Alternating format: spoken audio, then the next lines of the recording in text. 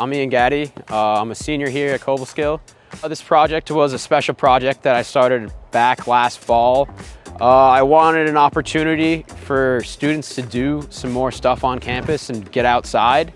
So I kind of thought the creation of a disc golf course would be the perfect solution, especially because it's so inclusive and really anyone can play. So I reached out to the athletic director, Marie, and she was like, we have a fund for some outdoor recreation, and they backed me and I was able to buy these holes, which was most of the budget, but I'm gonna be putting in tee boxes and along with a map of the course. A lot of the students actually are a fan of frisbee golf, and a lot of my friends are, so I thought it was easier just to put one on the campus, especially with a lot of this outdoor recreation space. So the way the sport of disc golf is evolving, as funny as that sounds, it's really starting to pop off in the past 10 years, and this opportunity is a big thing, especially in a spot like this, where there's a student body that would enjoy something like this.